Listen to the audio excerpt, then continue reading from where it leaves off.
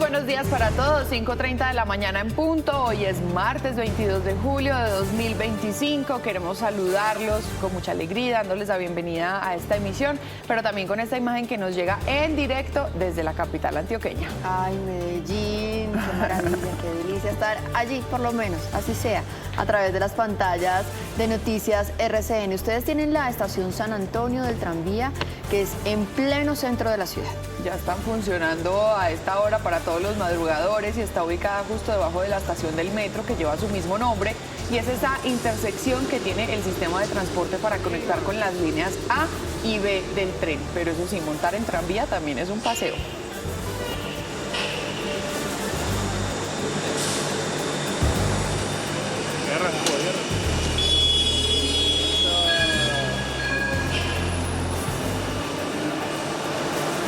Arrancamos como ese tranvía y lo hacemos con buenas noticias. Isa, buenos días. Buenos días, Mari. Buenas noticias, por supuesto. La mala es que hoy amanecí con mucha hambre. Yo quisiera desayunar ya, pero ni modo. Primero el trabajo, ¿sí o no? Vamos a hacer ayuno. Usted... No. Ustedes cómanse allá en la casa de pancito con chocolate por mí, que yo ahorita me lo como. Miren, vamos a hablarles del buen ritmo al que avanza la construcción de un CAI de la policía en el sector de Puerta Dorada. Esto es en el sur de Barranquilla. Sí, Mari, pues en un recorrido por el lugar que está ubicado en una zona estratégica para impactar la seguridad, el alcalde de Barranquilla se comprometió también a seguir combatiendo la delincuencia. ¿Quieren CAIs? Ahí están los CAIs. ¿Quieren motos? Ahí están las motos. ¿Quieren carros? Ahí están los carros. ¿Quieren radio? Aquí están los radios. Pero solos no podemos. Necesitamos que la justicia actúe también. Le pido al gobierno nacional y le pido a la justicia que acompañe este proceso de la seguridad. Y ahora sí, a primera hora le ponemos el ojo a dos noticias muy importantes, y la primera tiene que ver con ese dolor que envuelve a 3 familias en distintas regiones del país. Tras el ataque armado en el norte de Santander, en el que fueron asesinados 3 soldados profesionales, sus seres queridos siguen esperando los cuerpos. En Sincelejo, la familia del soldado Jader Luis Calle recuerda su última visita. También están de luto los hogares de Jesús Alberto Sánchez y de Héctor Miguel Ramos, quienes tampoco sobrevivieron al ataque con drones en zona rural de Tibú. Con estas 3 muertes ya son 21 los uniformados asesinados este año en la región del Catatumbo.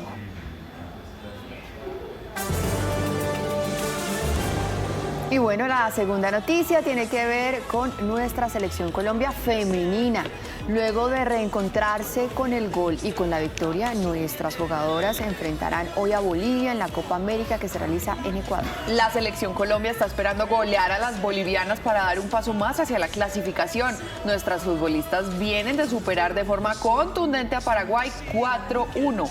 Hoy tenemos transmisión de Fútbol RCN a partir de las 3:30 de la tarde.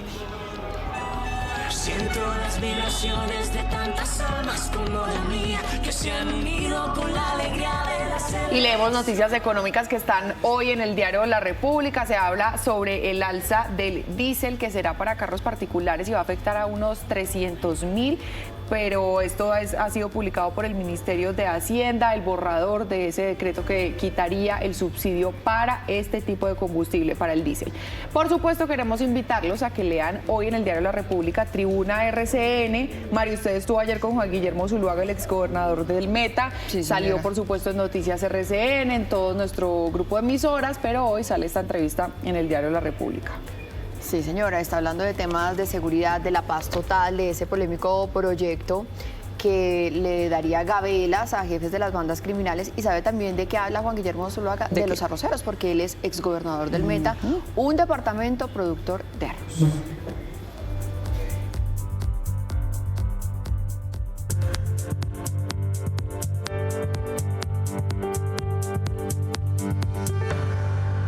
5 de la mañana, 34 minutos, avanzamos y arrancamos un panorama internacional con dolorosas imágenes que nos llegan de lo que sucede en la franja de Gaza. Allí es crítico el panorama humanitario, al menos 71.000 niños menores de 5 años y miles de adultos se encuentran en riesgo de desnutrición. El personal de salud lucha por mantener los hospitales y pacientes mientras mueren por hambre. Ante esta crisis también se suman los periodistas que se encuentran allí realizando el cubrimiento de esta grave situación.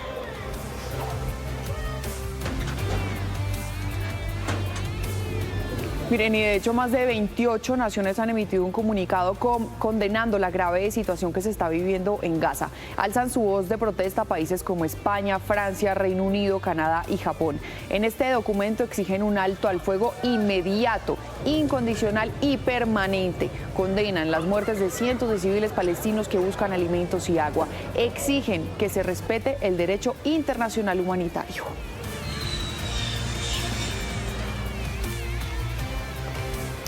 Vamos ahora con noticias de Latinoamérica. Nos vamos para Brasil. Allí el expresidente Jair Bolsonaro exhibió públicamente su tobillera electrónica. Este es un dispositivo que limita su movilidad y que forma parte de esas medidas cautelares que le impuso un juez del Tribunal Supremo la semana pasada.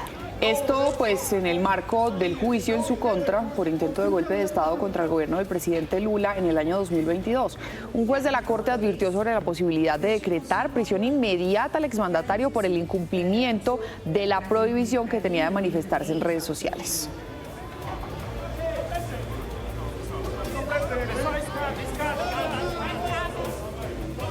Bueno, hemos hablado mucho, Mari, en Europa de esas altas temperaturas que azotan a la población. Hoy justamente lo vamos a hacer de Grecia, pues los turistas, pero también los habitantes están enfrentados a una de las olas de calor más intensas que han vivido en los últimos años. Imagínense usted, Isa, que las temperaturas ya superan en algunos lugares los 44 grados centígrados. Ha sido un poco duro hasta ahora con el calor. No es la mejor sensación, no lo planeé. No sabía que había una ola de calor, así que me he estado adaptando bebiendo mucha agua. Bueno, 5 de la mañana, 36 minutos. Vamos a irnos ahora a España. Allí 162 mujeres de origen sudamericano fueron víctimas de explotación sexual y fueron rescatadas en las últimas horas por las autoridades. Vamos a conocer la historia completa de la mano de nuestro corresponsal permanente en Madrid, Andrés Gil. Cuéntenos qué pasó, Andrés. Buen día. Hola, muy buenos días. Un cordial saludo para todos ustedes. En esta ocasión, la Policía Española y la Guardia Civil desplegaron un macrooperativo, una macrooperación para golpear, para desmantelar una organización delincuencial, una banda criminal que se dedicaba a la explotación sexual de mujeres, principalmente de origen sudamericano, muchas procedentes de Colombia y de Venezuela, que llegaban a España bajo engaños. Les prometían una regularización migratoria, les prometían trabajos en otros ámbitos, pero en realidad, cuando llegaban aquí les obligaban a prostituirse, y para ello contaba la organización delincuencial con varios locales, establecimientos en amplias regiones de España que estaban dedicados como prostíbulos. Como consecuencia de esta mega operación, 162 mujeres fueron rescatadas, producto de la denuncia de 4 de ellas que pusieron al tanto de las autoridades de esta banda dedicada a la explotación sexual, y además hubo 37 capturas. De esos 37 capturados, al menos 9 fueron enviados a la cárcel por orden judicial. Información desde Madrid. Un saludo, un abrazo para todos. Un feliz día, nos vemos. Andrés, muchísimas gracias. Comentábamos aquí con Mari que estamos cansadas de ver esas historias. Qué miedo, de verdad, a lo película, sí, pero terminan pasando en la vida real. Isa. Uno pensaría o que son historias del pasado o que son historias de películas solamente, y no, eso está pasando y muchísimo. Mujeres de acá, incluso de nuestro país, que resultan víctimas de estas redes transnacionales. Terrible. 5:38 de la mañana, ya hicimos ese recorrido internacional. Los invitamos a que conozcamos las noticias de nuestras regiones. Estamos en cada una de ellas, con las noticias de ustedes, con sus denuncias, con sus historias, y gracias a nuestros corresponsales que están madrugando en cada zona del país es que podemos acompañarlos. Hoy en Medellín, Juan Fernando Tavares, está Bernie Sanabria en Barranquilla, y en Cali, Diego Candelo. También vamos a tener las noticias desde Cartagena con nuestra compañera Ivonne Salamanca. En Bucaramanga amanece con nosotros Cristian Díaz, y por supuesto las noticias de Bogotá con nuestro compañero Jason Vera. Vamos a arrancar en Antioquia, Isa, con ese video de cámara de seguridad donde quedó registrado un conductor que protagonizó 2 choques y dejó por lo menos heridas a 3 personas. Mari, pues como si fuera poco, después de hacer todo eso, el tipo huyó, pero contó con tan mala suerte, buena suerte para las víctimas, que ya lo identificaron gracias a esas mismas cámaras que lo cogieron. Juan Fernando, los detalles, buenos días. Hola Isa, Maritza, buenos días. Esto ocurrió en la madrugada del pasado domingo. Un choque inicial, un accidente inicial en la autopista norte, posteriormente una segunda colisión en la zona céntrica de la capital antioqueña, como ustedes lo manifiestan, con varias personas heridas. Posteriormente, gracias al seguimiento de cámaras de seguridad, el vehículo fue ubicado, estaba prácticamente escondido en la Comuna 7, ya fue inmovilizado, su conductor está en proceso de ser identificado. Tratan de establecer si es el mismo propietario del automotor, quien ya, ese sí, está identificado. El conductor de la camioneta choca contra esta moto, haciendo caer a las dos personas. Minutos después, en el centro de la ciudad, repite la misma acción. 3 personas resultaron heridas. Ubicamos el carro en el sector de Robledo. Ese carro queda inmovilizado y a partir de ese momento empiezan las investigaciones sobre el dueño del vehículo y tener claro quién iba manejando. Las autoridades ya tienen identificado al dueño del vehículo. Nadie puede andar por ahí como un loco, atropellando personas. Cuando uno ve lo que pasó, pues no es difícil inferir que una persona no iba en sus cabales. Este año van 14.000 personas heridas en siniestros viales y 147 fallecidas. Cambiamos de tema, también de alguna manera tiene que ver con movilidad, pues el alcalde de Medellín ha anunciado la reapertura el próximo fin de semana de la Loma Los Balsos en la parte alta de la Comuna 14, un tramo que está cerrado desde hace casi 3 meses. Ya han sido retirados más de 60.000 metros cúbicos de tierra, 1.200 metros cúbicos de roca, pero la novedad tiene que ver con las investigaciones por parte de autoridades ambientales a empresas constructoras, porque aparentemente de manera irregular movieron tierra y desviaron incluso el cauce de algunas quebradas, situación que habría originado el gigantesco deslizamiento. Desviaciones por realizar, en este caso, construcciones específicas, y eso ha significado que se obstruya directamente el cauce, y cuando esto pasa, pues lo que hace el afluente normal o el cauce es que busca entonces por dónde evacuar, y en este caso específico pues podemos ver que encontró una ruta. Y semejante tragedia que se vivió en Los Balsos, que todavía no se ha podido terminar de abrir el paso por completo. Juan Fernando, muchas gracias. Ya son las 5:41 de la mañana y es toda una tragedia, además con unos testimonios desgarradores, la que vemos que enluta a las familias que resultaron afectadas por ese incendio en el edificio Flores del Recreo en Barranquilla. Mire, Isa, esta historia, en medio de la desesperación, de las llamas, de lo que estaba pasando allí, una de las víctimas intentó escapar desde el 8º piso utilizando algunas de sus sábanas, pero lamentablemente pues terminó cayendo al vacío. ¿Qué otras historias nos llegan desde allí, Bernie? Hola, ¿qué tal, Mari? Isa, sí, una tragedia que enluta al barrio Recreo, este barrio tradicional de la capital del departamento Atlántico, y usted lo señala, el nudo lamentablemente se le soltó a esta persona y es una de las 3 víctimas que deja este incendio. La investigación de las autoridades continúa y otras historias nacen, especialmente de las personas que resultaron lesionadas, en total 45 que inhalaron humo, el calor precisamente de lo que se vivía en este sitio del centro de la capital del departamento Atlántico. Esas 45 personas, 2 continúan en la unidad de cuidados intensivos, una menor y una adulta mayor. Uno de los fallecidos fue Wilson Mandón, residente del 8º piso del bloque A, quien según su familia intentó buscar ayuda al sentirse atrapado en medio del humo. Él me hizo una llamada a las 4:30 de la mañana, pero desafortunadamente no escuché la llamada y de pronto era que estaba en pánico. Según los testimonios, en medio del pánico y la poca visibilidad, habría intentado salir por el balcón utilizando una sábana, pero lamentablemente cayó al vacío. Por la baranda bajarse para librarse pues de la caída, y se cayó. La familia pide que se investigue a fondo lo ocurrido. Las otras 2 víctimas fueron una mujer de 63 años y un hombre que falleció tras inhalar humo mientras ayudaba a evacuar a otras personas. En otras informaciones, televidentes, continúan los operativos por parte de las autoridades, especialmente por el Gaula en las cárceles, para frenar que sigan entrando teléfonos celulares. Estos operativos se adelantaron en las últimas horas en la cárcel La Tramacúa, en Valledupar, así como también en la cárcel la cárcel del Bosque de Barranquilla y también en la cárcel en La Dorada Caldas. Las autoridades confirmaron el decomiso de 18 teléfonos celulares que eran utilizados por bandas de extorsionistas que delinquen aquí en el centro de Barranquilla. Alias Sotón hace poco capturado, mano derecha de uno de los delincuentes más buscados, que empezará diálogos de paz dentro de muy poco, según hemos escuchado al ministro decirlo. Le encontraron estos teléfonos celulares con que lideraba extorsiones, especialmente en el centro de Barranquilla. 111 celulares han decomisado las autoridades en lo que va corrido este año. Producto de estas diligencias de allanamiento y registro fueron incautados 18 celulares, los cuales serán objeto de análisis, dado que, según informaciones obtenidas, han sido utilizados para hacer cobros de extorsiones.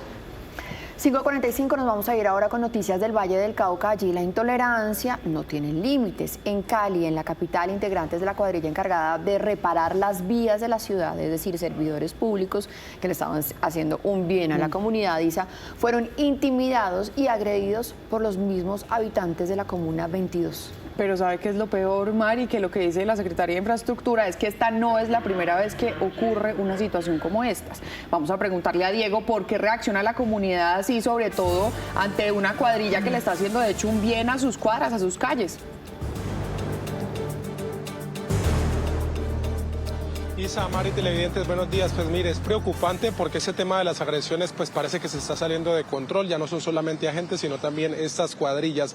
Pero tiene que ver un poco también con lo que viene ocurriendo en la ciudad y el estado de las vías. Lo que dice la comunidad es que la Secretaría estaría tapando huecos en vías que no están tan deterioradas como otras. Esto parece que habría motivado, por supuesto, esas agresiones que para nada están justificadas. Ocurrió en el sur de la ciudad, en la Comuna 22. Estamos recibiendo hostigamiento, nos tiran los carros, nos están dañando el paño, nos han amenazado. Invitamos a la ciudadanía a que nos apoyen, a que no nos ataquen, porque estamos trabajando para recuperar a Cali.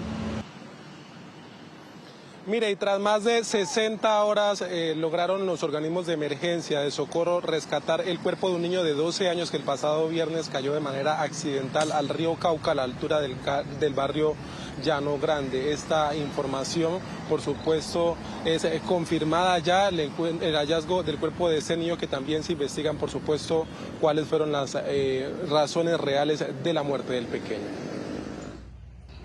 Lamentamos profundamente el fallecimiento del menor Samuel Guerrero y acompañamos a su familia en estos momentos. Las autoridades competentes se encuentran en los respectivos trámites para determinar la causa y manera de muerte del menor.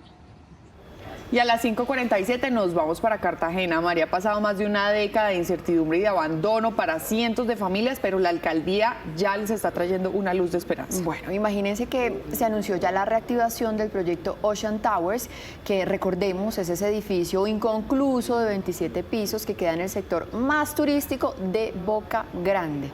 Y bueno, usted nos tiene más información. Adelante, muy buen día. Hola, buenos días. Pues son más de 13 años de abandono, déjenme decirles. Hay que decir que esta es una obra que empezó a construirse en el 2012 con proyecto de entrega o con promesa de entrega para el 2015.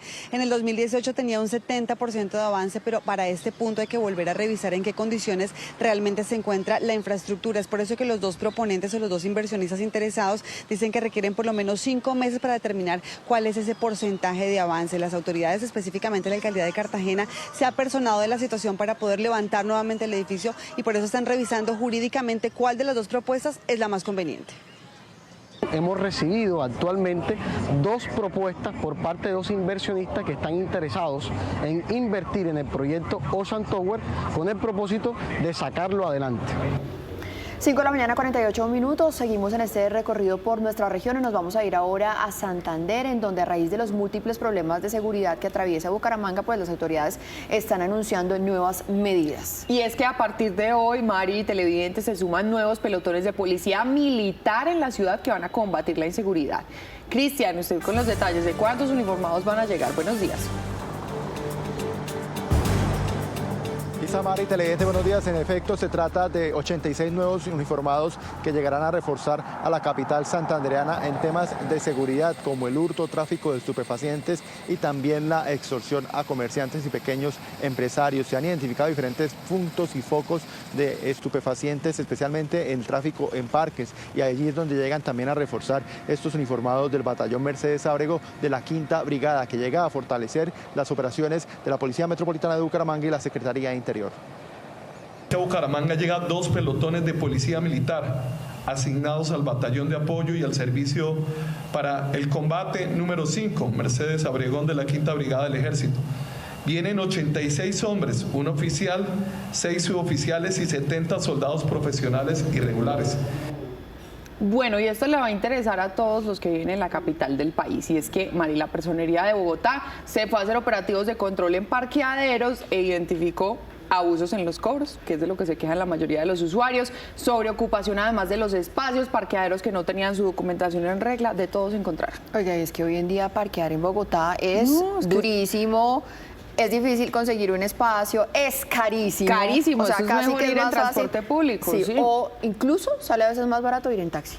Miren, Sí, pues justamente por esta razón la Personería le está haciendo un llamado a las alcaldías locales para ejercer una función de control. Jason, usted nos amplía.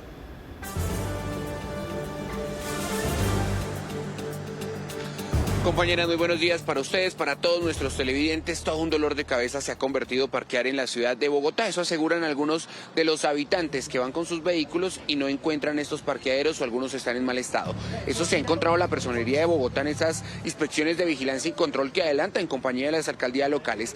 En los últimos días fueron sellados 3 parqueaderos y otro más fue obligado a reducir su tarifa o aceptó hacerlo. Esto en las localidades de Bosa, Los Mártires y también en la localidad de Engativá.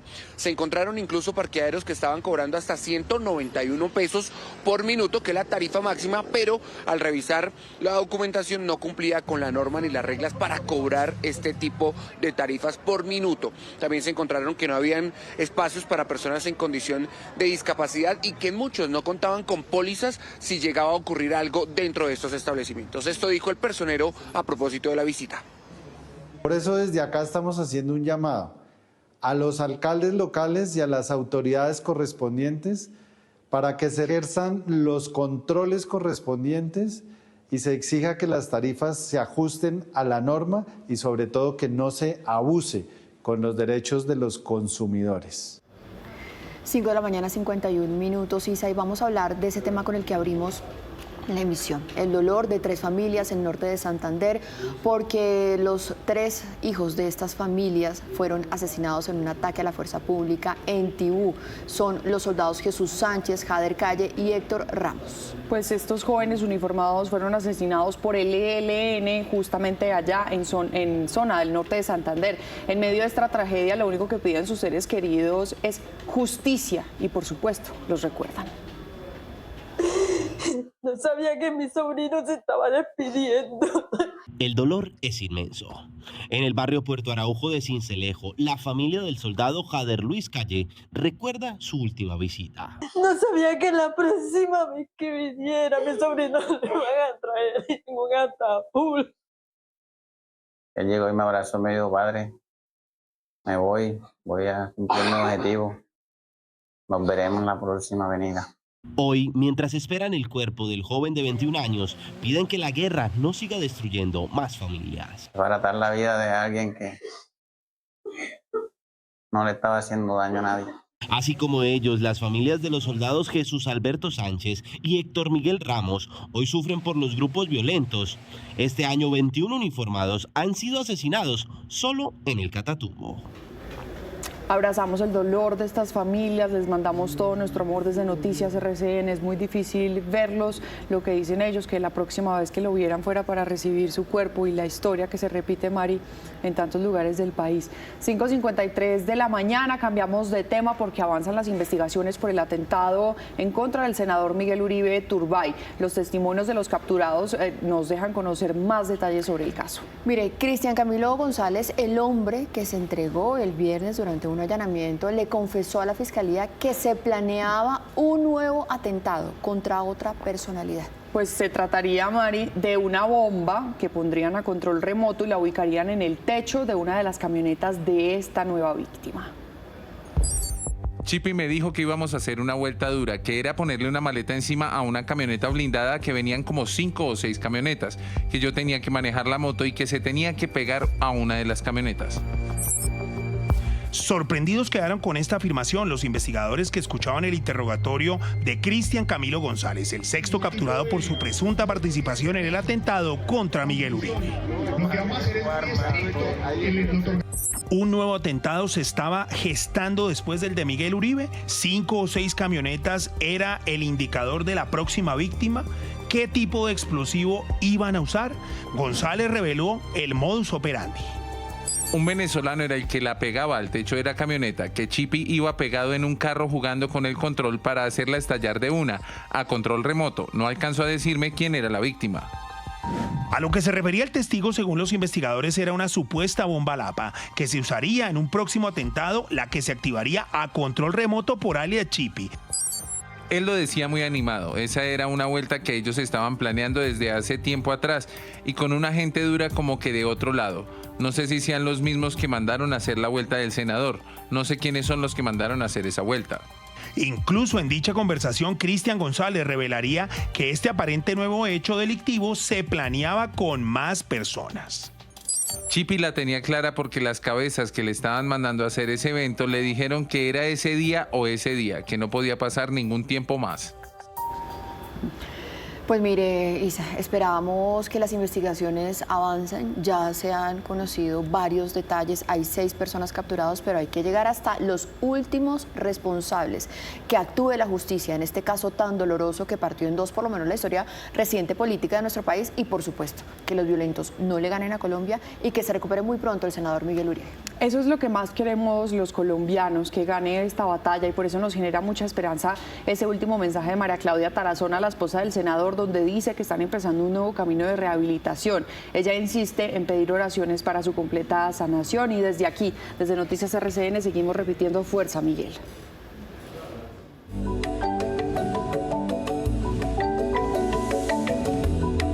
La tercera clave, el amor propio. Hola, aquí están las claves para vivir en equilibrio. Y las 3 de hoy nos van a enseñar a expresar adecuadamente lo que sentimos.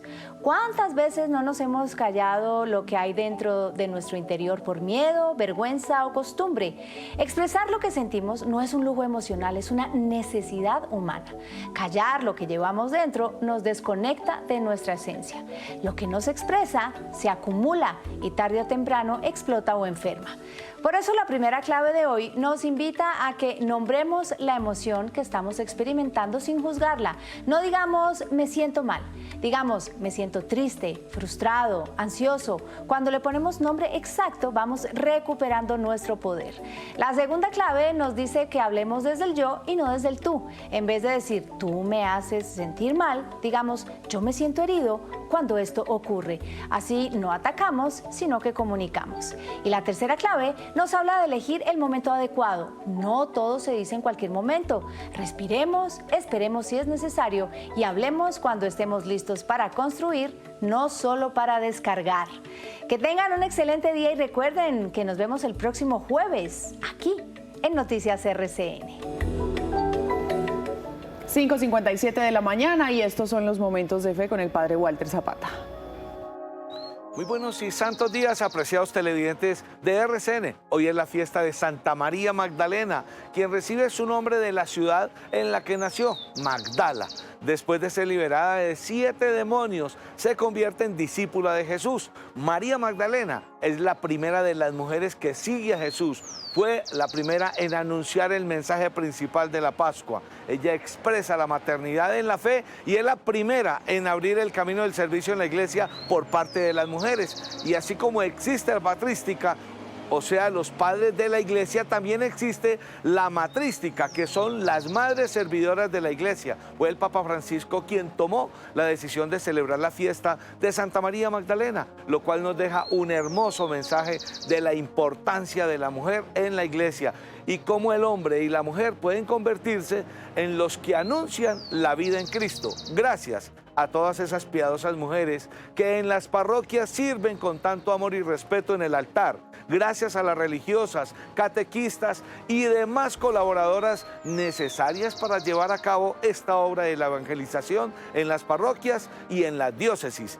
Muchas Marías Magdalenas que hoy todavía nos están enseñando que han visto al Señor, ¿Y por qué no hay sacerdotisas en la iglesia? Por una tradición evangélica y eclesial, pero por el bautismo siempre lo serán. Los hombres somos llamados, las mujeres son enviadas. Que el Señor los bendiga y los guarde en el nombre del Padre, del Hijo y del Espíritu Santo. Amén. Y se les quiere con el corazón. Padre Walter, muchísimas gracias. Se le quiere con el corazón. Un feliz día. Pues avanza nuestra primera emisión y estas son las principales noticias del día. Soldado sobrevivió a un ataque con explosivos en norte de Santander. Sufrió graves heridas y ha superado múltiples cirugías. Terminó su bachillerato y hoy sueña con un nuevo futuro. Una historia de coraje y valentía. Nuevos detalles del atentado contra Miguel Uribe Turbay. El sexto implicado fue enviado a la cárcel. Un casco y un comparendo fueron clave para su identificación. Sigue el paro arrocero con bloqueos en 8 departamentos del país. Las negociaciones entre el gobierno y los voceros de los productores no han dado frutos. Hoy habrá un nuevo encuentro en Bogotá. Comunidad que habita cerca al Portal de las Américas en Bogotá rechaza el proyecto de ley de sometimiento. Aseguran que han sido amenazados por el grupo de la primera línea, que eventualmente se vería beneficiado si se aprueba la ley. En minutos los testimonios. Fuerte llamado de la comunidad internacional ante la crisis en la Franja de Gaza. 28 países piden un alto el fuego inmediato e incondicional. Exigen que se respete el derecho internacional humanitario. Por la clasificación, Colombia saldrá a golear a Bolivia en la Conmebol Copa América Femenina. La tricolor confía en sus delanteras para acercarse al sueño continental. Colombia-Bolivia desde las 3:30 de la tarde por Fútbol RCN. Y J Balvin definitivamente no para. Ahora la presencia en uno de los shows más importantes de la televisión estadounidense. El famoso Jimmy Fallon lo recibirá junto a otro grande, Gilberto Santa Rosa. Los detalles en la información del entretenimiento. No hay presión, yo dejo que me comparta. Dicen que tus combos son 300 Nuestros presentadores ya están listos. Estamos en todas las regiones. Esto es Noticias RCN, a primera hora.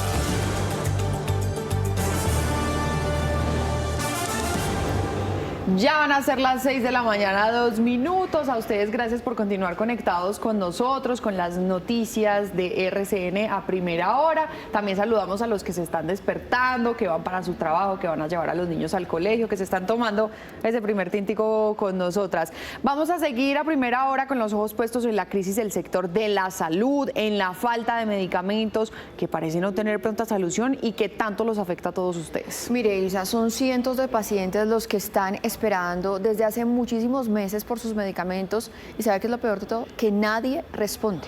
Los que toman las decisiones, los que tienen el poder están sufriendo de una enfermedad que uno podría decir que es peor, que es más mortal porque cobra la vida de muchos y es la indolencia. La salud de varias personas en nuestro país está en riesgo. En minutos les vamos a mostrar el caso de una paciente que tiene 92 años y que no recibe desde hace meses sus medicinas para el Alzheimer y la diabetes. Por lo pronto, a esta hora, ya a las 6 de la mañana, 3 minutos, arrancamos hablando de ese dolor que están atravesando varias familias en nuestro país. Por supuesto, estamos hablando de nuestros soldados, de nuestros policías que han resultado afectados por estos ataques contra la fuerza pública. Pero ¿sabe qué? En medio de todo eso hay una historia que nos recuerda la fuerza del espíritu y que nos convence de que los milagros sí existen. Y este sin duda es el caso del soldado profesional del ejército que sobrevivió a un ataque con explosivos en norte de Santander en septiembre del año pasado. Una historia que usted nos va a contar junto al lado de una de nuestras compañeras aquí en Noticias Sí, RCN. señora, pues mientras tanto lo tienen ahí en pantalla. Vamos a preguntarle a Lisa, nuestra periodista de orden público, un poco más por esta historia. Las cifras de ataques contra nuestros policías, contra nuestros militares realmente son alarmantes. Miren, nada más arrancábamos nuestra emisión hablándoles del más reciente ataque que también se dio en norte de Santander, como la historia de ese uniformado que les vamos a contar y que cobró la vida de 3 de ellos y vimos llorar a sus familias. Pues bien, nos revelan que 100 de ellos han sido asesinados solamente en lo corrido del año, en los 6 meses que tenemos de este año. Este soldado estuvo cerca de una explosión que le causó graves heridas, sobre todo en su cara. De hecho, perdió parcialmente su boca. En este momento no la tiene, utiliza un tapabocas y ha sufrido mucho. Lisa, lo han sometido, eso sí, a incontables cirugías, ha tenido unos procesos de recuperación bien complejos, pero ahí sigue de pie. De hecho, él se quiere convertir en testimonio, ¿no? Buenos días. Hola Isa, buenos días para usted y para todos los televidentes. Pues sí, mire, estamos hablando del soldado profesional Luis Adrián Montoya. Él tiene 23 años y lleva ya casi un año en medio de toda esta recuperación. Pero él, como usted decía, le han realizado varios procedimientos, ya le han realizado 4. Pero él sigue aferrado a sus sueños, con las ganas de seguir adelante y obviamente en compañía de toda su familia. Él es un hombre imparable y obviamente es sinónimo de valentía y esperanza. De hecho, se graduó del colegio, ¿no? Y eso es lo que vamos a ver aquí en el informe que nos trae Lisa Díaz.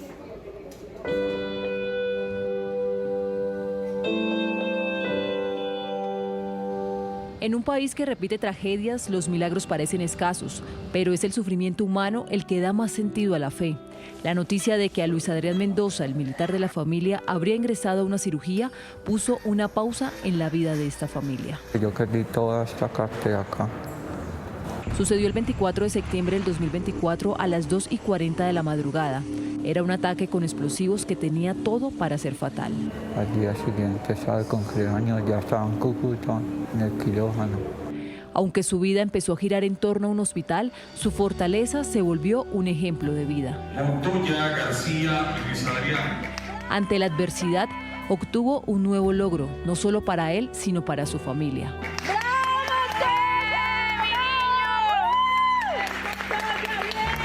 Y he ido avanzando en muchas cosas. Quiero estudiar psicología. Aquellos días entre las montañas de norte de Santander quedarán por ahora en estas fotos que construyen su memoria de lo vivido en esa zona. La misión era, estábamos escoltando una maquinaria de Ecopetrol para que ellos pudieran ingresar al sitio, hacer una reparación y una válvula. Entonces nos dirigíamos hacia el punto cuando fuimos atacados. Yo caí al suelo y ya no pude hacer nada más. Él y su familia pasaron eternos días y noches en un hospital. Era muy duro en el hospital porque él tenía demasiada droga encima, como demasiado sedante, y era difícil. O sea, él llegaba ahí y no quería que uno se fuera, pero uno también verlo así, usted no quería estar ahí. A pesar de su diagnóstico, estuvieron abrigados por la única arma que queda en estos casos, la oración. Para mí fue muy duro porque él es, bueno,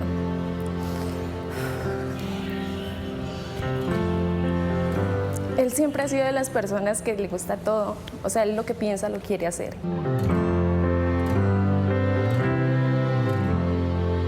Inicialmente el primer procedimiento fue en Cúcuta, donde le realizaron la unión de tejidos, heridas y por una insuficiencia respiratoria aguda le realizaron traqueostomía y gastrostomía. Son más de 150 hombres y mujeres que a diario lo acompañan. Él ya en la casa estuvo un tiempo de que ya yo llegaba del trabajo y lo encontraba llorando. Entonces ya estaba muy fuerte, ya él no quería comer, solo era por sonda, no se quería parar de la cama. Y siento que venir para acá pues es un buen paso porque él de acá está bien, tiene amigos. Hay momentos en que pues, uno se le baja la moral, pero no, hay que luchar y hay que seguir, que esto no termina acá. La familia Mendoza es un símbolo de valentía y resiliencia. Tienen claro que falta mucho camino por recorrer, pero saben que juntos podrán seguir contando esta historia.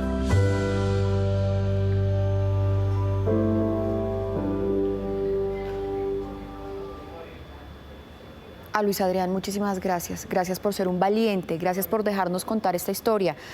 Gracias por permitirnos arroparte y permitir hacernos este reconocimiento, porque tú te mereces el abrazo de todo el país. 6 de la mañana, 8 minutos. Vamos a cambiar de tema. Vamos a hablar ahora del atentado contra el precandidato presidencial Miguel Uribe Turbay y de la investigación por este atentado que sigue su curso. Ya son 6 las personas que han sido capturadas por las autoridades. Comencemos con Cristian Camilo González, uno de los campaneros. Él se entregó el viernes 18 de julio durante un allanamiento en el sur de Bogotá. También fue capturado alias El Costeño, Elder José Arteaga Hernández, quien habría sido el coordinador de este ataque, capturado el 5 de julio en la localidad de Engativá.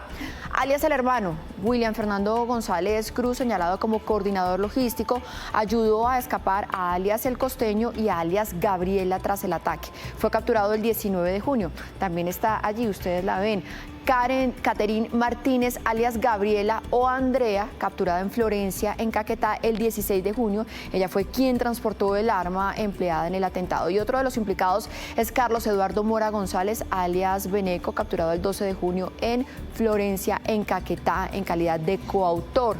Él se habría encargado del reconocimiento previo en el Parque El Golfito, que fue donde ocurrió el atentado.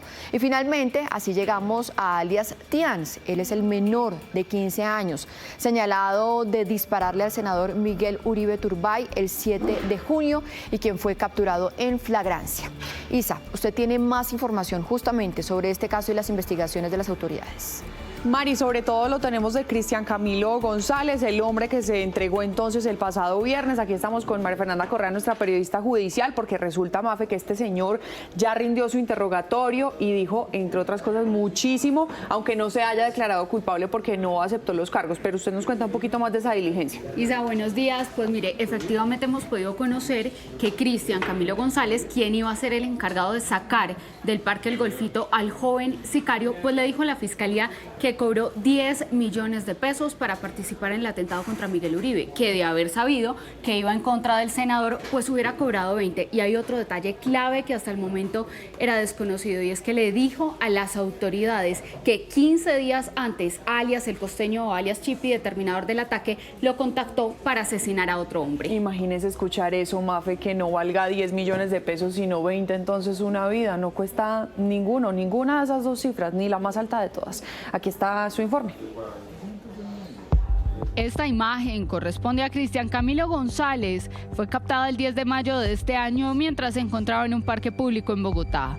Allí, según la investigación, le habrían hecho un comparendo por consumo de sustancias psicoactivas. El casco que portaba ese día fue clave para su identificación. Ese casco de color gris con franjas verdes es el mismo que porta el hombre en esta otra escena mientras conducía la motocicleta el día del atentado. En su relato le contó a los investigadores que llegó tarde al lugar de los hechos y reveló cómo fue la propuesta por parte de los determinadores. Yo le pedí a Chipi 10 palos por esa vuelta, pero si hubiera sabido que era el senador, le hubiera cobrado 20 millones. Yo no le caminé a esa vuelta porque no me habían girado plata. Pero hasta el momento hay un detalle que era desconocido, y es que alias Chipi o El Costeño planeaba otro crimen contra otro hombre 15 días antes del atentado contra Uribe. Chipi iba a matar a otro man por pegarle a una mujer porque ella tenía mozo y que el venezolano le tenía que dar puñal para que pareciera un robo, que no podía ser armas de fuego. Este testimonio es clave para identificar si cometieron otros crímenes. Bueno, pues así poco a poco se va armando este rompecabezas. Isa, vamos a hablar ahora de otro tema. Vamos a hablar del paro arrocero que continúa con bloqueos en vías de 8 departamentos. Ayer finalmente, después de 12 horas muy intensas de conversaciones y de diálogo, el gobierno y los voceros del gremio pues no llegaron a ningún acuerdo. Pues no, Mari, hoy resulta siendo entonces un día decisivo, porque a las 2 de la tarde van a retomar esa mesa de negociación. Vamos a preguntarle a James, que está en la zona, justamente en la vía al llano, en uno de estos puntos de bloqueo, ¿cuál es el panorama que se vive hoy? ¿Cómo cree usted que avancen esos diálogos? James, buenos días. Isa, Mari, televidentes, muy buenos días. Así es, los saludos del kilómetro 86 de la Vía del Llano. No hemos parado, hemos acompañado siempre del lado de los productores arroceros en este punto, sector Llano Lindo, que está cerrado, como ustedes lo dijeron, porque no hubo acuerdo tras casi 12 horas de negociaciones. Pues hoy será un día clave, Isa y Mari, porque a las 2 de la tarde, lo decían ustedes también, se reunirán directamente los productores arroceros con los industriales, con los molineros, para definir finalmente ¿cuál será ese precio del arroz? La mesa de negociación está abierta. Por más de 12 horas el gobierno y los voceros del gremio arrocero discutieron puntos importantes en aras de buscar acuerdos que permitan el levantamiento del paro arrocero. Seguimos mandando la buena energía tanto a nuestros voceros como también al mismo ministerio y a todos los que tienen que ver con la negociación. 22 voceros de todas las regiones del país están en una mesa de diálogo en Bogotá. Transportadores de carga que se han visto afectados advierten que si el acuerdo no se da, se unirán a los bloqueos. Nos tocaría eventualmente en concesión con todos los transportadores de los llanos, tomar también la decisión de parar, porque así no podemos trabajar. Hoy será un día clave para la negociación. Sobre las 2 de la tarde se reunirán arroceros e industriales y se sabrá si hay acuerdo y se levantan los bloqueos. Pues sí, vamos a ver cómo avanzan estas negociaciones. Lo que sí es cierto es que ayer sí se llegó a una especie de acuerdo sobre la regulación de los precios del arroz blanco y del arroz verde paddy, que es uno de esos reclamos que está haciendo el gremio arrocero. El otro, por supuesto, es frente al tema de las transacciones internacionales que hay, a cuánto se compraría el arroz de afuera y, por supuesto, también al tráfico de arroz que viene, por ejemplo, desde Ecuador. Y finalmente lograron lo que querían los arroceros, y era que en la mesa estuviera sentada, pues si no las dos, por lo menos una de las ministras, la de Comercio o la de Agricultura, para que les pudieran definir a ellos bien qué era lo que iba a pasar. Sus principales molestias vienen siendo el precio por carga, también el contrabando que se tiene desde algunos países de arroz que lo minimiza, y las condiciones laborales para ellos. Pues esperemos que por el bien de las vías, de la descongestión, para que suceda en todos los puntos como la vía al llano que ha sido tan afectado, también por nuestros campesinos, que todo se resuelva de la mejor manera. Claro, Isa. ¿Y qué es lo que queda ahora? Que todos estos acuerdos también sean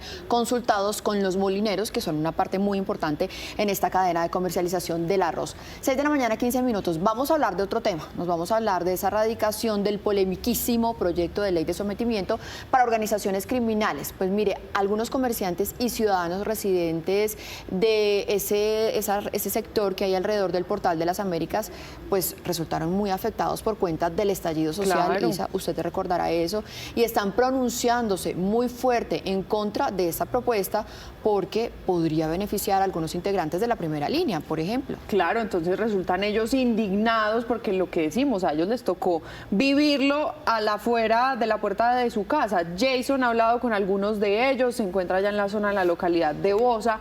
Jason, ¿por qué esta reacción? ¿Qué es lo que está reclamando la comunidad?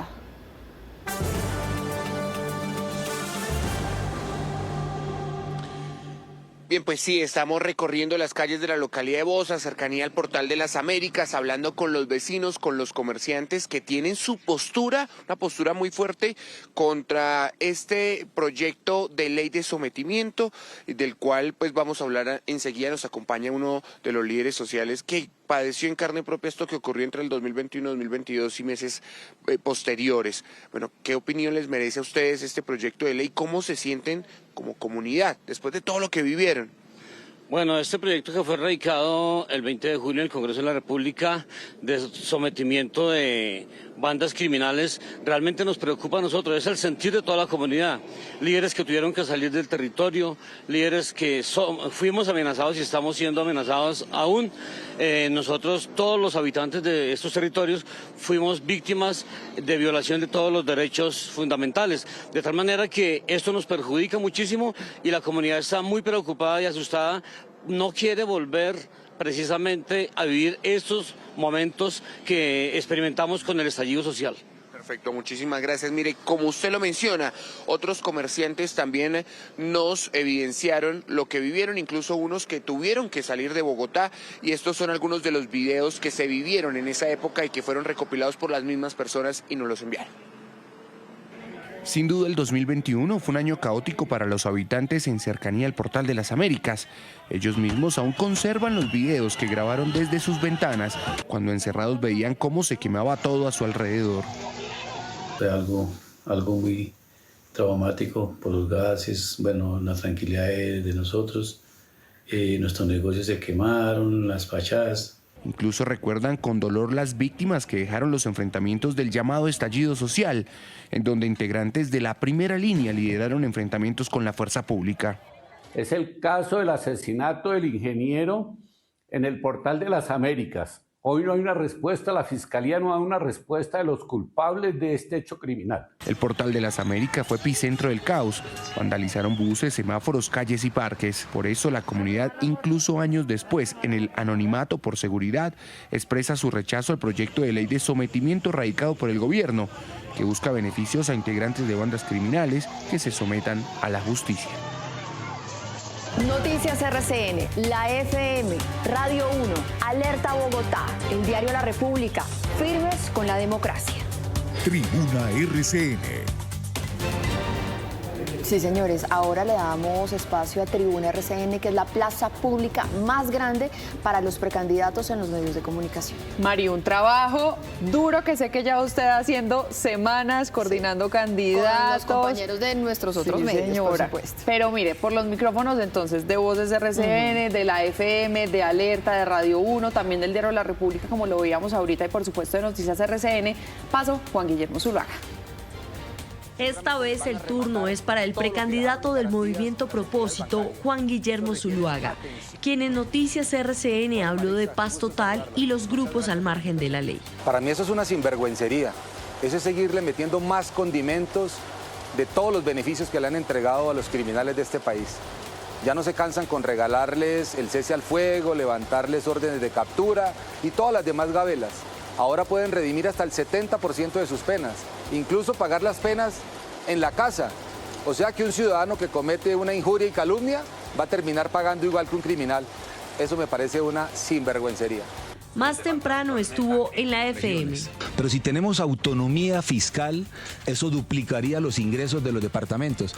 Y que asuman también funciones, que hoy hace el Estado Nacional. Y también pasó por Radio 1. Yo le digo una palabra, una frase corta, y usted me dice rápidamente qué piensa de lo que le digo yo. El pastor Saadi. No es un pastor, él es un farsante. Gustavo Petro. Al principio me generaba rabia, después indignidad. Ahora se lo voy a decir de verdad. En ocasiones siento hasta lástima, digo, pobre ser humano, tan alejado de su familia, de sus amigos, tan solitario, cada vez más delirante, cada vez en un mundo que no es el mundo real, pero es el presidente de los colombianos. Alerta y Voces RCN. Y los colombianos hoy quieren un presidente que deje de llorar y que se ponga a trabajar, que le resuelva el problema a la gente, que genere empleo, que solucione la crisis de la salud, que no vaya a permitir que el país se vaya a apagar con esa sombra que tenemos del apagón con el tema energético. Intentaron Peñalosa, Char, Dilian Francisca Toro, entre otros, y eso no cuajó, porque esta vez sí puede ser una propuesta desde las regiones. Porque hemos aprendido de los errores. Nosotros también analizamos un poco lo que pasó con ellos y creo que corregimos esos errores. Hoy es el país el que está de por medio. Cuando ellos aspiraron, cuando hicieron ese proceso anterior al que usted se refiere, el país tenía problemas y dificultades, pero no teníamos los graves riesgos que tenemos hoy. Este martes usted podrá leer la entrevista del precandidato en el diario La República. Esto es Tribuna RCN. Son las 6:31 de la mañana, gracias por seguir conectados a Primera Hora con nosotros. Les contábamos que íbamos a hablar de este tema al que le ponemos el ojo todo el tiempo y es la crisis en el sistema de salud. Hoy recibimos desde Atlántico quejas por la falta de medicamentos. Resulta que en Barranquilla la familia Mari de una mujer que tiene 92 años está denunciando graves irregularidades. Mire, y en este caso, Isa, no es solamente el retraso prolongado en la entrega de las medicinas que se necesitan, sino que además las entidades pues no han hecho caso de esas acciones judiciales que han salido a favor de ellos. Ni siquiera con eso les han entregado los medicamentos que requieren para el Alzheimer y la diabetes. Ella es Viola Amor, tiene 92 años y aunque sufre de Alzheimer, diabetes y otras complicaciones, su familia ha tenido que enfrentar un largo proceso jurídico para que su EPS garantice los cuidados que requiere una mujer con su edad. Al fin, con una tutela, fallaron y el juez ordenó 12 horas por 7 días a la semana. A los gastos para contratar una enfermera particular se suman serios retrasos en la entrega de medicamentos tan vitales como el que controla sus niveles de azúcar. Uno lleva la fórmula y siempre está pendiente, sobre todo la azúcar, el medicamento que se llama Trayenta. A Vila aún le queda pendiente la entrega de varios medicamentos, los que le deben para controlar su azúcar y cremas que le previenen la formación de escaras. Pues miren, a esta hora hablamos con Néstor Álvarez, él es el vocero de la Asociación de Pacientes de Alto Costo. Néstor, muchísimas gracias por estos minutos con Noticias RCN. Muy buenos días, muchas gracias a ustedes por estar siempre pendientes de cómo ayudar a los pacientes. Mire, pero pues la verdad es que ya no sabemos qué más hacer. Por supuesto estamos visibilizando las historias, pero pues no está pasando lo que debería pasar. No les están entregando los medicamentos a los colombianos, ahora ni siquiera con acciones judiciales. Sí, es una gran realidad que está pasando, es la crisis del sistema salud colombiano, la desfinanciación que provocó el gobierno al no adjudicar una UPC adecuada para los gastos en salud de los colombianos y la carga de enfermedad.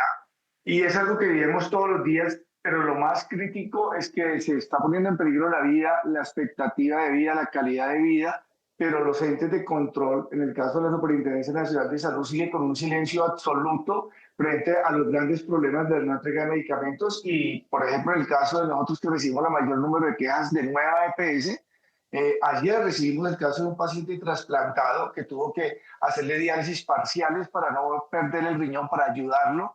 No tiene interconsulta, no tiene medicamentos y llevamos meses denunciando esta situación y la Superintendencia de Salud no toma ninguna acción con ninguna de las EPS. Hay un silencio que no entendemos, al igual que la Defensoría del Pueblo le hemos pedido que por favor tenga unas alertas tempranas frente a la gran crisis humanitaria que se vive en el caso de Nueva EPS y otras EPS intervenidas de esta gran situación. Y como ustedes mencionan, ya no se sabe qué hacer y ni siquiera con vía de tutela, aunque el camino de la tutela Nueva EPS decidió, por ejemplo, que a ellos sí les entregaban y a los demás no. Entonces lo que implica que todo el mundo tiene que ir a poner tutela para tener acceso a medicamentos, una situación muy crítica y sin horizontes porque el gobierno no cumple la orden de la Corte Constitucional de dar los recursos adecuados para UPC 2025 y esto cada día empeora más por la falta de dinero. Sí, Néstor, una situación sin horizonte y es que se quedan ustedes sin a quién recurrir porque ya nos dice que ni siquiera con las tutelas terminan entregándole los medicamentos a la gente. ¿Qué le recomendaría usted a un paciente de alto costo que lo está viendo en este momento? Sabemos que de hecho a ustedes les ha tocado crear algunos grupos en redes sociales, en WhatsApp, de gente que se ayuda entre sí con medicamentos que van sobrando, pero ¿qué le puede decir a usted a quien lo está viendo en este momento? Pues primero que busquemos una unión, que no podemos seguir todos sufriendo individualmente y peleando individualmente, sino que tratemos en cada ciudad, en todo, unirnos a las asociaciones de usuarios y si es preciso hacer unas tomas a los locales, a las EPS para que respondan y al gobierno exigirle, porque no podemos guardar silencio y seguir muriendo en silencio cada uno en su casa individual con su familia sufriendo. Yo creo que este es un llamado a que no podemos como constituyentes primarios seguir permitiendo que el gobierno no asigne los recursos adecuados, que incumpla el mandato de la Corte y que nos siga a cada uno matando individualmente de una forma lenta, porque nadie se muere al otro día, pero sí disminuimos la expectativa de vida y la calidad de vida más la salud mental. Yo creo que el llamado es a que todos nos unamos con las asociaciones de usuarios y hagamos presencia en cada EPS, en cada punto, exigiendo nuestro derecho y que se asigne la plata adecuada para la UPC 2025. Claro, Néstor, es que no hay derecho, además de estar cargando con su propia enfermedad, con sus propios dolores, ahora pues los pacientes en el país tienen que cargar con la indolencia y la indiferencia del gobierno. Muchísimas gracias por estos minutos con Noticias RCN. No, ustedes muy amables y de nuevo muchas gracias por la colaboración para la salud de los pacientes. 6 de la mañana, 37 minutos. Vamos a cambiar de tema y ahora vamos a hablar de la angustia y la incertidumbre que se apoderan de dos familias en el país. Hace más de 48 horas, Isa, no se sabe nada de dos policías que se desplazaban hacia Tame, en el departamento de Arauca, y al parecer fueron secuestrados por un grupo armado.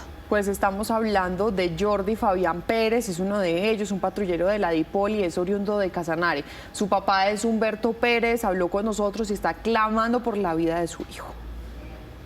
Él tenía que llegar a Arauca aproximadamente a las 2 de la tarde, no se reportó y ya aproximadamente a mediodía se perdió todo contacto. Ya pasaron más de 48 horas desde que Jordi Fabián Pérez, patrullero de la DIPOL, desapareciera en su trayecto hacia Tame, Arauca. La última comunicación con su familia fue a mediodía del domingo y desde entonces no se sabe nada de su paradero. Que le respeten la integridad, la vida, en compañía del otro miembro de la policía para que regresen a sus hogares sanos y salvos. La familia de los dos policías secuestrados, al parecer por el ELN, clama por su pronto regreso y porque cesen estos hechos que siguen marcando la fuerza pública y a sus seres queridos. Bueno, 6:38 de la mañana, que a primera hora no nos olvidamos de nuestra gente de Boyacá. Les estamos hablando de que más de 200 familias de un centro poblado en San Luis de Gaceno no tienen agua potable ni gas y todo por las fuertes lluvias que se están presentando. Mire, Isa, animales, mascotas han quedado sepultadas en el lodo. La transversal del Cisga, que es la vía alterna al llano, sigue cerrada y las lluvias no paran. En San Luis de Gaceno, una luz de tierra afectó el acueducto y suministro de gas de cerca de 200 familias del centro poblado de Santa Teresa. Tenemos en este momento una fractura en el acueducto del centro poblado. Por supuesto, ya estuvimos dialogando con el alcalde municipal, estamos a la espera de la evaluación técnica que la alcaldía municipal nos pueda dar para saber si tenemos que llevar carrotanques y poder suministrar agua potable a nuestra comunidad. Las comunidades claman atención y ayuda urgente, arriesgan su vida pasando por trochas llenas de barro. Nuestro llamado a la Unidad Nacional de Gestión de Riesgo, a las empresas, a las entidades, a la gobernación, para que volteen sus ojos a San Luis de Gaceno y Santa María, que en este momento tienen muchísimas dificultades para atender sus necesidades básicas y que tienen grandes riesgos en diferentes sectores. Cientos de personas siguen afectadas por el cierre de vías. Sí, le queremos dar la bienvenida a Andrés Caro, que está con nosotros acompañándonos. Bienvenido a este espacio, Andrés. Muchas gracias, Maritza. Julio, bienvenido. Hola, Andrés. Hola, Maritza. ¿Cómo están? Miren, hoy vamos a hablar por esas peleas en Twitter entre funcionarios del gobierno nacional. Y yo quiero arrancar por esa última anoche, muy tarde, en Twitter, entre Carlos Carrillo, que es el director de la ONG RD, y el jefe de despacho, el pastor Alfredo Sade. Carrillo le reclama a Sade porque estaba hablando de reelección y ese realmente ha sido su discurso siempre. De hecho, se para en el Congreso de la República gritando reelección, reelección, reelección. Pero aquí yo quiero encaminar la pregunta a esto. Me cuesta mucho a mí como periodista creer que el tema de la reelección de Alfredo Sade es una agenda paralela de él propia, sin que cuente con la desautorización del propio presidente de la República, porque él dice, por un lado, no, yo no estoy interesado en la reelección, pero tampoco es capaz de desautorizar a su jefe de despacho. Andrés. Sí, yo creo que al presidente le gusta que la gente sea lisonjera con él. Y lo que está haciendo Alfredo Sade es siendo lisonjero, le está diciendo usted se tiene que quedar, usted es el mejor presidente que ha tenido Colombia, y en ese sentido al presidente le gusta. Es decir, le gusta que lo adulen. Le gusta que lo adulen. Sade es un adulador, ese va a ser su oficio principal en los próximos meses. Y lo que él está haciendo es mostrando, digamos, el lado más radical de la agenda petrista. No voy a decir oficialista ni de la izquierda, sino la agenda petrista, la agenda que piensa en un proyecto político que tiene en su centro al presidente de la República. Y él es el vocero de ese sector, diría yo. No, estoy de acuerdo que al presidente le gusta sentirse halagado, pero de fondo también hay una estrategia para lograr objetivos políticos, porque de cara a lo que pasó con el famoso decretazo, la consulta popular, pues lograron asustar a la clase política y terminaron obteniendo la reforma laboral que estaba muy embolatada vía decirle a la gente vamos a una consulta popular y esto va a ser la previa de una victoria del año entrante, de usar recursos públicos para aceitar la victoria. O sea, es un chantaje también. Y ahora pues el fantasma amenaza de la reelección que institucionalmente por los cauces legales se ve muy complicado, casi imposible. De todas maneras, quieren agitar el mismo tipo de miedo, ¿no? Entonces, si no avanza la agenda de la paz total, de la reforma tributaria, de la reforma de la salud, entonces el fantasma de la reelección lo va a seguir agitando SADE. Entonces, sí, tiene que ver con el gusto personal del presidente, pero que también tiene que ver con estrategia, ¿no?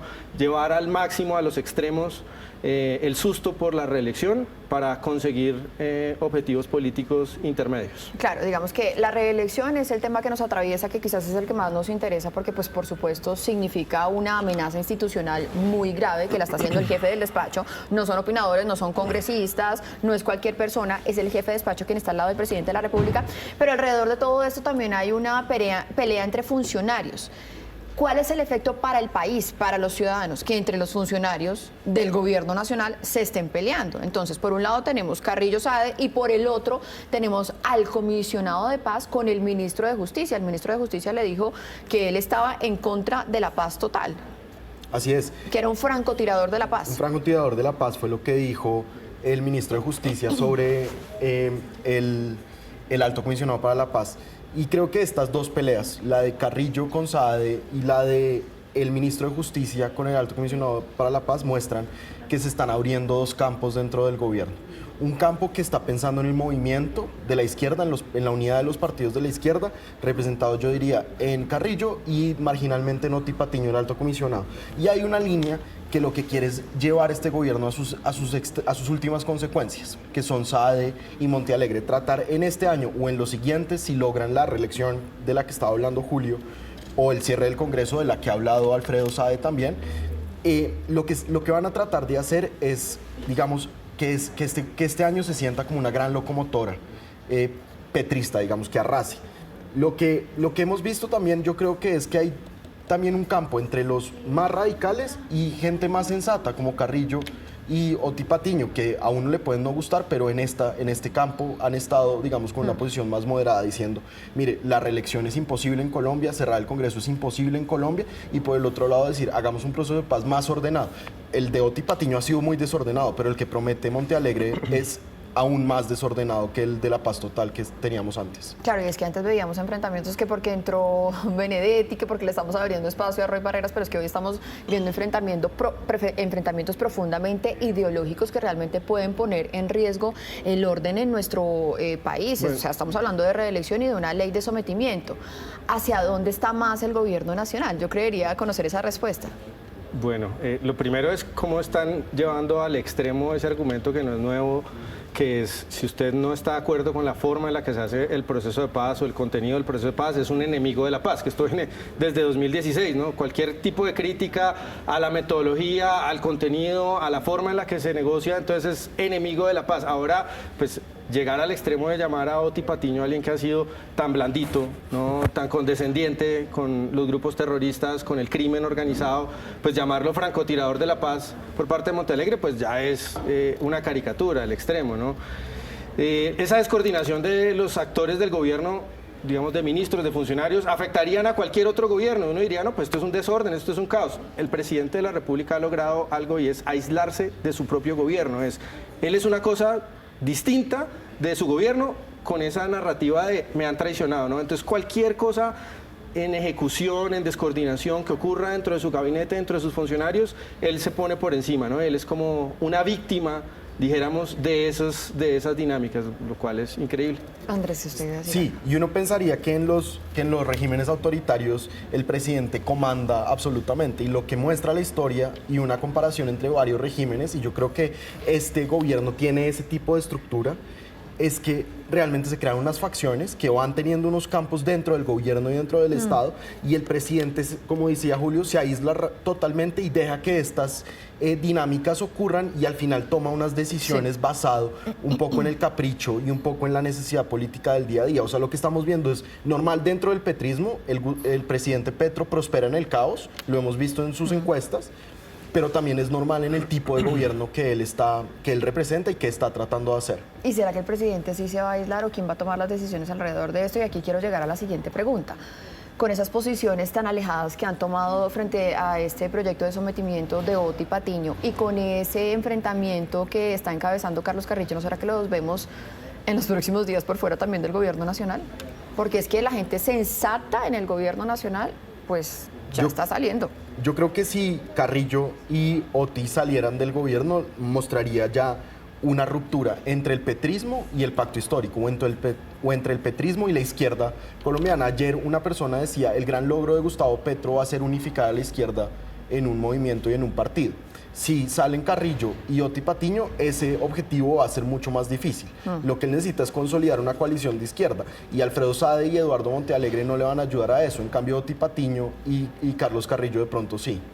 Sí, de pronto vería más vulnerable la posición de Otis Patiño, porque estamos hablando de un tema pues que directamente le concierne, digamos, a su campo de acción, que es el de la paz, y si lo han estado ignorando, él se ha sentido despreciado como comisionado de paz, pues no tendría ningún papel en el gobierno. Carrillo, digamos que ha sido un cuadro que tiene capacidad de crítica dentro de la izquierda, ¿no? Claro. Entonces él ha criticado al gobierno. Lo que pasa es que se enfrenta no nada más y plata. nada menos que al jefe de despacho, que se le sienta al lado del presidente de la República, y que uno dice, en muchas ocasiones uno está diciendo, el que está tomando las decisiones acá son Sade y después Benedetti. O Benedetti Sade. Es increíble porque pues, si alguien tiene carnet de izquierda radical en Colombia es Carlos Carrillo, que representaría un poco los valores de este gobierno. Sí. Y Sade es una persona que viene de sectores, digamos, incluso dicen algunos, cercanos a la homofobia, por ejemplo, que supuestamente no tienen nada que ver con la idea, las ideas de este gobierno, ¿no? Con sectores religiosos, y que llegue a ser la figura representativa del gabinete y el jefe del gabinete, pues es muy raro. Miren, nuestro siguiente tema es el paro arrocero. Ya completamos más de 2 semanas en esto, vías bloqueadas,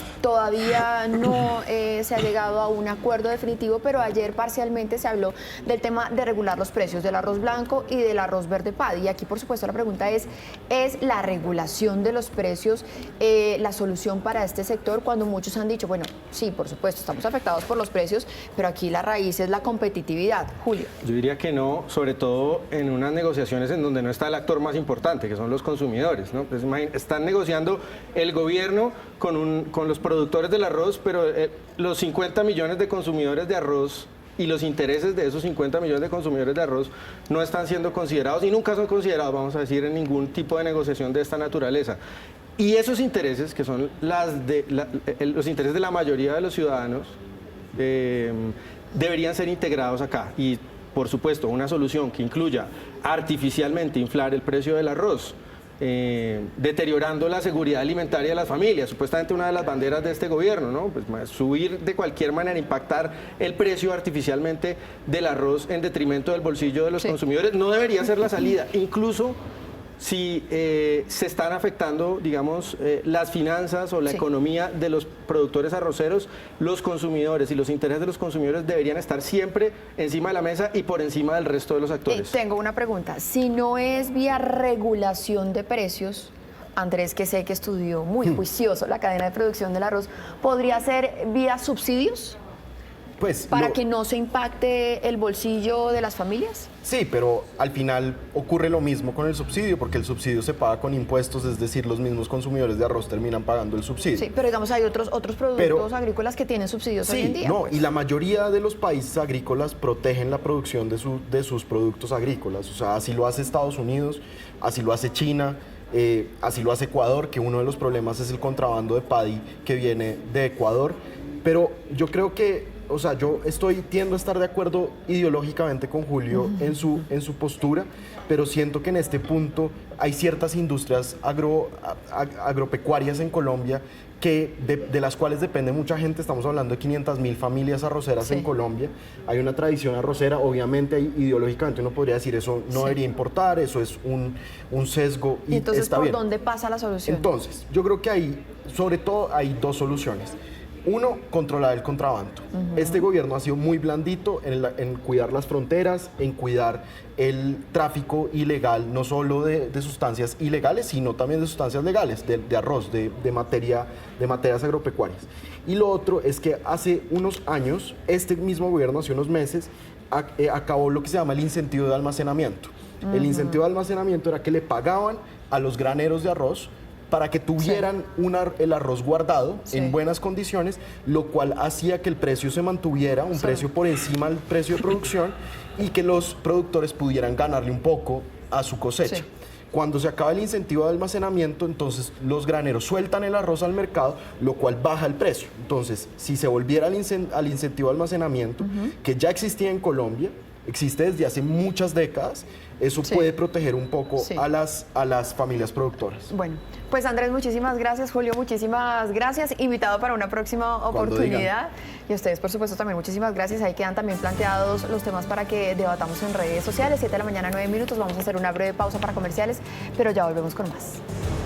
Gracias por continuar con nosotros, 7:17 de la mañana. Es hora de revisar lo que se está moviendo en nuestras redes. Continúan las reacciones por la muerte de los 3 soldados en un ataque del ELN en el norte del Santander. Los usuarios extienden sus condolencias en cada comentario, como Isabel Plazas, que opina: qué triste acabar así con estos jóvenes, fortaleza a sus familias. Otro de los temas que también se mueve mucho en nuestras redes es esa investigación por el atentado a Miguel Uribe. Sabemos cada día se conocen muchos más detalles por esa investigación que sigue en curso. Los usuarios prefieren confiar en el proceso y seguir enfocados en la oración para la recuperación del precandidato. Eso opinó Luz Meléndez. Dios hace lo posible, lo imposible, todo se va a esclarecer en el nombre de Dios. Fuerza, Miguel Uribe, estamos contigo. Y en temas mucho más amables, ya saben cómo se mueven las redes cuando se habla de MasterChef Celebrity, sobre todo luego del más reciente reto de campo en el que estaban divididos por equipos liderados por los chefs y Claudia. Al final ganó el de Claudia y Rausch. Juanpa, nunca subestimen el poder de Claudia Mamón. Esta temporada pasada también logró que su equipo ganara.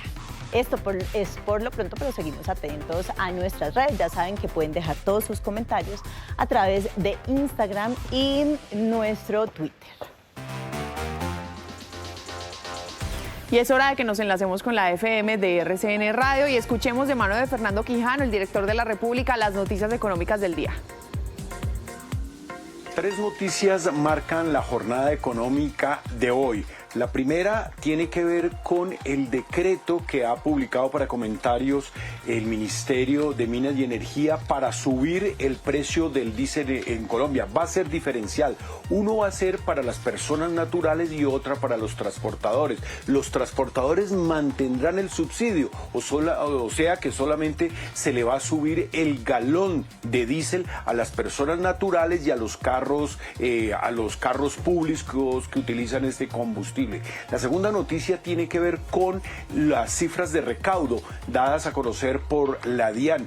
Estamos muy cerca de los 150 billones de pesos de recaudo de impuestos durante el primer semestre. Todo parece indicar que al finalizar el año, a diciembre, el recaudo va a estar por encima de los 300 billones de pesos. Todo eso para un presupuesto para el próximo año estimado en 550 billones de pesos. Y la última noticia económica bien importante es que hoy Bancolombia toca la campana de Wall Street en un aniversario más de los 30 años de cotización del ADR, la acción de Bancolombia, en el mercado bursátil más importante del mundo.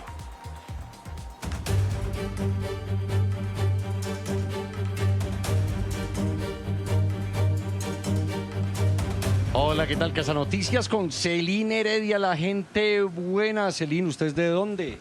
De Venezuela, estado Portuguesa. Portuguesa, eso es un gran estado. Ya seguimos hablando, Celine, en un restaurante aquí en el sur de Bogotá. Nos vamos para la localidad de Suba, donde hay un hueco peligroso y es enorme. Denuncio este hueco en plena avenida Suba, frente a la estación de Gratamira, de Transmilenio, abierto hace mucho tiempo. El peligro que representa. Está cerca al club con subsidio. Bueno, atención ahí a las autoridades de la localidad de Suba. Celina, ¿hace cuánto en Colombia? Hace una semana. ¿Apenas hace una semana llegó a nuestro país? Sí. Bienvenida. ¿Y cómo está todo allá en Venezuela? Está bastante difícil. ¿El tema económico? El tema económico, sí. Ah, bueno. ¿Y se vino sola o acompañada? Me vine sola. Qué bien, Celine, le va a ir muy bien. Envíe su video al WhatsApp 320-995-4854. Recuerde un consejo, no se quede callado. Denuncie, me quedo acompañando aquí a Celine. Felipe, gracias. Un abrazo para Celina, 7:21. Vamos a cambiar de tema. Vamos a hablar ahora de un momento único y es al que vivieron por primera vez 45 niñas de Caquetá que tenían la ilusión de conocer el mar. Y lo consiguieron. Esto fue gracias a la Armada Nacional y las gestoras sociales. Ellas celebraron sus 15 años como lo imaginaban. Qué belleza, Mari, una travesía cargada de muchas emociones y sobre todo de nuevas vivencias, porque muchas de ellas nunca habían salido de su región, de su municipio, y hoy van a regresar con recuerdos para toda la vida de estos 15 años. Y así es como ellas, con la ayuda de la Armada, con la ayuda de las gestoras, empiezan a escribir una nueva historia. El Mar Caribe las recibió por primera vez. Fue el inicio de un viaje soñado y lleno de emociones en el que estas 45 niñas, muchas en condición de vulnerabilidad, pudieron celebrar sus 15 años. Traer 45 niñas desde Cartagena del Chairá a que cumplieran su sueño de conocer el mar. ¿Y cómo lo hicimos? Articulándonos con la Fuerza Aeroespacial Colombiana, con el Ejército Nacional y algo muy importante con las gestoras sociales, las primeras damas tanto del Caquetá como de Bolívar, que se unieron a este esfuerzo. En esta experiencia que marcó un antes y un después en sus vidas, las quinceañeras provenientes del Caquetá también visitaron lugares emblemáticos como el Museo del Oro y el Castillo de San Felipe en Cartagena. Nos hemos dado cuenta que ese tipo de acciones genera cambios y genera connotaciones en las personas que nunca se les va a olvidar. A esas niñas nunca se les va a olvidar que la Fuerza Militar, la Armada Nacional las trajo y les abre muchos caminos. El cierre de esta visita fue con broche de oro. Participaron como invitadas especiales en el desfile del 20 de julio en Cartagena, conmemorando el Día de la Independencia.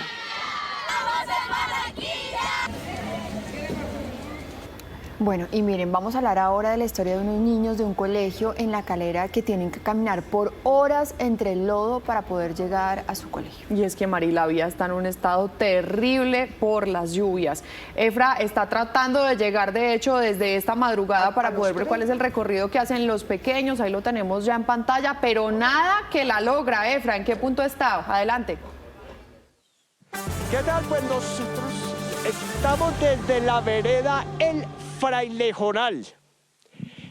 No, estamos reportando desde la vereda El Frailejonal. Les cuento, el vehículo en el que subíamos se nos quedó varado, no aguantó, nos recogieron en un 4x4 y pudimos llegar aquí gracias a los vecinos. Les queremos mostrar este camión que transporta papas, se quedó varado, se quedó enterrado, atascado, y esto es una constante. Un camión de leche en otro sector también se acaba de quedar varado. Jenny Gómez, que es una de las vecinas del sector y que tiene que sufrir esto, ¿cuánto tiempo llevan con este Vía Crucis? Pues a más de 40 años con la vía en este estado, pero así de crítico, 3 meses aproximadamente. 3 meses sufriendo esto. La alcaldía pues no ha solucionado la situación. Los vecinos y los niños que ustedes mencionaban para ir a las escuelas pues tienen que ir. Miren, es que este barro es un barro profundo, pegajoso. Pobrecitos los niños, porque pues todos llegan embarrados. Nosotros tampoco hemos podido llegar a la escuela El Frailejonal debido al terrible estado de la vía. Información en vivo y en directo desde la vereda El Frailejonal en el municipio de La Calera. Ay, Efra, qué rabia, sobre todo por nuestros niños con ganas de ir al colegio esa madrugada, ese frío y enseguida llegar llenos de lodo. Ahí está el llamado para la alcaldía, a ver si le soluciona. 40 años, Mari, imagínese. No, pues uno salir y que la calle siempre esté así. 7:25 de la mañana, cambiamos de tema y les hablamos de una iniciativa muy especial desarrollada en medio de las celebraciones por el aniversario de la capital del Valle del Cauca. Y es que el Teatro Municipal abrió sus puertas para que la gente conozca más sobre la historia del arte en la ciudad. Y esta es una buena noticia para muchos niños, porque entre los invitados especiales hay varios pequeños que por primera vez van a visitar este importante lugar. La ciudad de Cali celebra sus 489 años con una gran iniciativa cultural. El Teatro Municipal Enrique Buenaventura ofrece visitas guiadas gratuitas para todos, especialmente para los niños que nunca habían tenido la oportunidad de conocer este emblemático lugar. Queremos invitarlos a 2 visitas guiadas este 25 de julio a las 5 y a las 7 p.m. para que conozcan la historia, la arquitectura y el legado cultural. Los recorridos especiales permitirán a los pequeños descubrir la rica historia del arte y la arquitectura de este teatro, considerado un patrimonio valioso de la ciudad. Los esperamos con los brazos abiertos para que sigamos construyendo esta Cali creativa y cultural. El Teatro Municipal Enrique Buenaventura abre sus puertas para que los niños y adultos puedan conocer y apreciar la cultura y la historia de Cali. 7:26, noticias de Bogotá. Las autoridades reportan desarticulación de una banda dedicada al robo de carros de alta gama. Jason.